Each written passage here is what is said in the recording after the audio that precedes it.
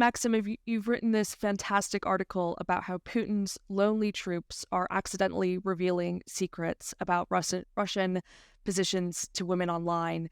Tell me more. So essentially, I went to a private intelligence agency that I've worked with before on different investigations, particularly into the Wagner mercenary group.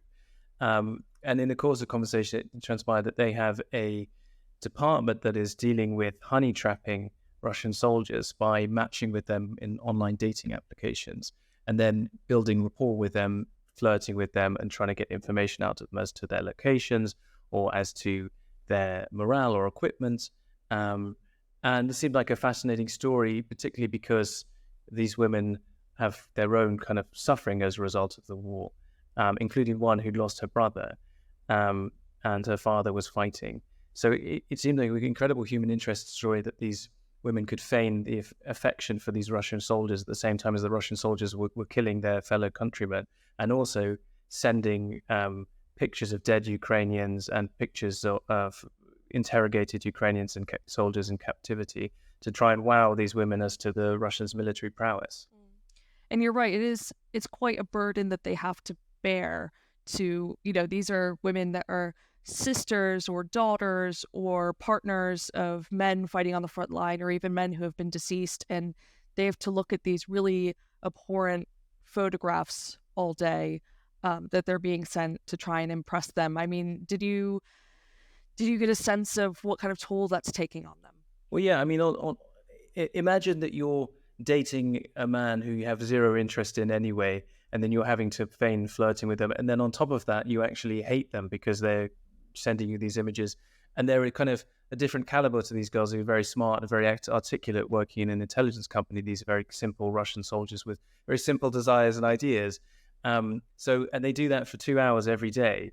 And that does obviously take a strain on them, but I think they're very determined. They're sure that what they're doing is useful. They hope that they're contributing to the war effort. And I think the fact that they have their own kind of personal suffering and have lost relatives motivates them to do what they do. And to be clear, these women are just doing it for show, but they actually, I think one of them at least was in a very serious relationship. She has a boyfriend. And I guess the boyfriend's completely okay with it, that, she's kind of spending her day flirting with a Russian soldier online. Well, yeah, the boyfriends are aware of what they do and they're okay with it. And I think in conversation with the girls, it was quite clear why that would be the case, because they really think of these soldiers with contempt. I mean, you can understand why someone is sending bodies of Ukrainian soldiers, thinking that that's a romantic gesture. It's really quite appalling. So, I mean, they talk about these guys as, they're orcs, which is a derogatory term that Ukrainians use for Russian soldiers, but it denotes how stupid they think they are, and they really do think that they're very stupid. So it's not. I don't think it's something that boyfriends would necessarily have to be worried about.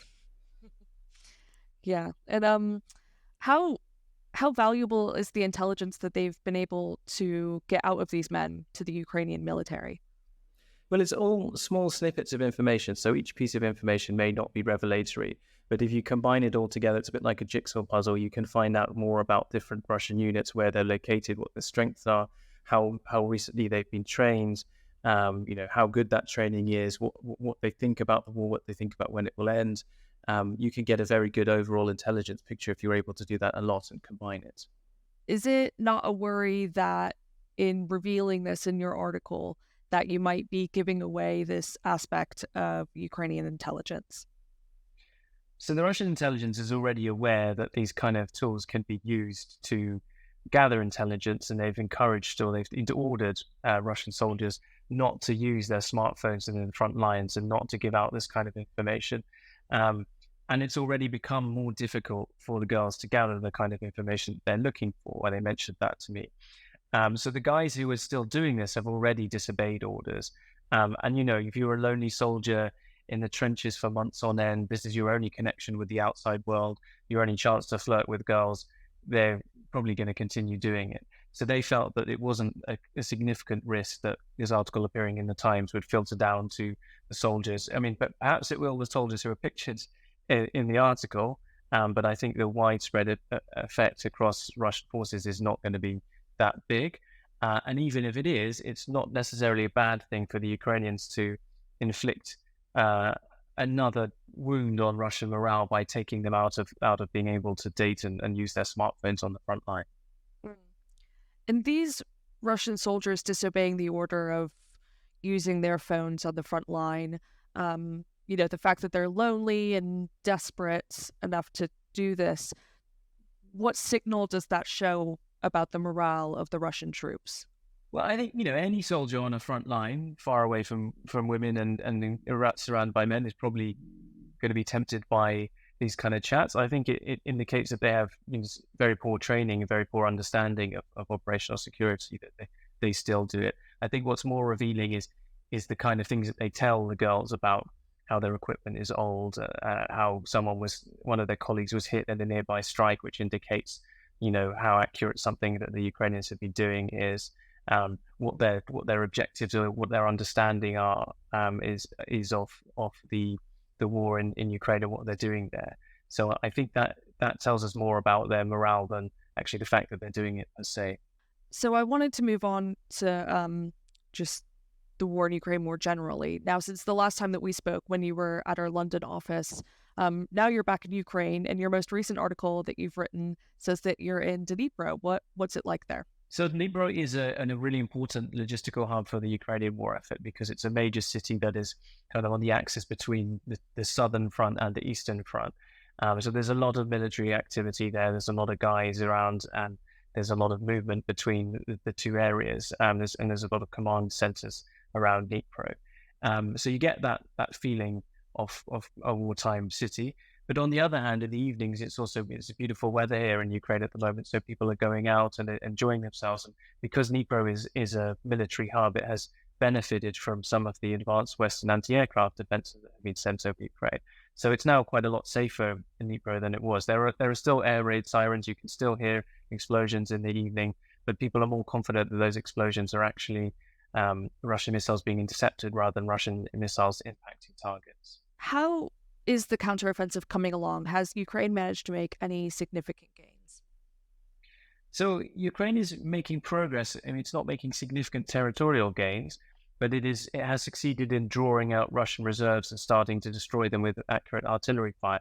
And it's very slow going in terms of territorial progress because the minefields are so thick, and because the Russians are fighting harder than before. And they've learned from the mistakes where they just fled en masse. They've decided that they'll dig in and fight in these situations. So it is going to be tougher going. There is still no air superiority for Ukraine, which is a key. Most armies wouldn't advance without air superiority, so they're still struggling from that. I think we shouldn't expect to see the offensive end in summer. I think it will be going on through into autumn, and a lot of the Ukrainian commanders say, look, we have to be realistic about those expectations. This is about drawing out Russian reserves, destroying them, and then maybe we can punch a hole when we feel like we've got that superiority. But until the F-16s that have been promised come online, I think it's going to be really slow going in that part of the front. We've seen a lot of movement around Crimea where Ukraine's been using surface drones. How much of a game changer have these been for the Ukrainian army? I think the unmanned surface vessels that Ukraine has been shooting at or firing at Russian vessels and Russian ports and have had limited impact. I mean, they've hit a couple of ships, they've damaged them, but they haven't sunk anything. I think they're learning, how to use these different types of war, and it's at quite a low cost. It's harassing Russian vessels. It's forcing them to put more resources into trying to protect these vessels. It's forcing Russian vessels to stay in harbor more often and surrounded by the nets that try and keep these out, and surrounded by layered defenses. So it's forcing Russia onto the back foot, which is important, but Russia still has overwhelming firepower advantage in the Black Sea with its fleet. This week we saw that the director of MI6 urged Russians who are unhappy with the war to offer up information to British intelligence. How likely do you think it is that Russians will answer that call if they haven't already? I don't think we're going to see Russians en masse answering that call because, the propaganda really has sunk in very deep. And I think the majority of Russians are still supporting this war. At least they certainly don't see the West as allies, and they don't see Ukraine as someone that they want to help. but you only need a few well-placed Russians that provide good intelligence to be useful.